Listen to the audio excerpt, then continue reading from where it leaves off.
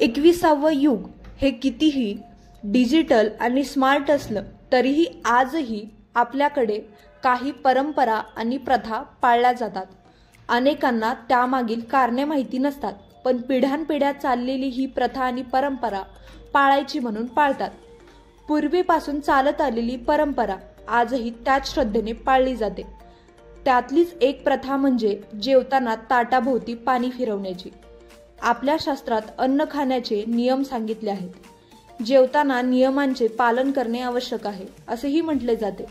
बऱ्याचदा आपल्याला लक्षात आले असेल की अनेक लोक अन्न खाण्यापूर्वी ताटाच्या चारही बाजूनी पाणी शिंपडतात, पण जेवण करण्यापूर्वी ताटाभोवती पाणी का शिंपडले जाते माहिती आहे का तुम्हाला? हे काम करण्यामागे धार्मिक आणि वैज्ञानिक दोन्ही कारणे सांगितली आहेत। पाणी शिंपडून आणि मंत्राचे पठण करूनच अन्न खाण्याची ही परंपरा खूप पूर्वीपासून चालत आली आहे। धर्मग्रंथात या परंपरेचा उल्लेख करताना असे लिहिले आहे की अन्न खाण्यापूर्वी पाणी शिंपडणे म्हणजे अन्नाचा आदर करणे हो। उत्तर भारतात त्याला अमचन आणि पानाच्या बाहेर जे शीत ठेवले जातात त्याला चित्राहुती म्हणतात। त्याच वेळी तमिळनाडूमध्ये या परंपरेला परिसीमन म्हणतात। या परंपरेला शास्त्रीय कारणही आहे।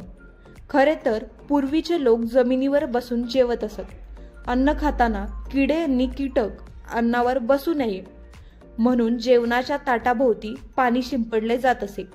पूर्वीच्या काळी सारवलेल्या जमिनीवर जेवणाचे पान वाढले जायचे, त्यामुळे आजूबाजूने कुणीही चालत गेल्यास साहजिकच जमिनीवरील धूळ माती पाण्यात उडत असे। त्यामुळे पाणी शिंपडल्याने ताटाभोवती असलेली धूळ आणि मातीही जागी बसत असे। आजही अनेक जण ही परंपरा पुढे चालवताना आपण पाहतो। तर ही प्रथा पाळण्यामागे काय शास्त्रीय कारण आहे, चला आज जाणून घेऊया।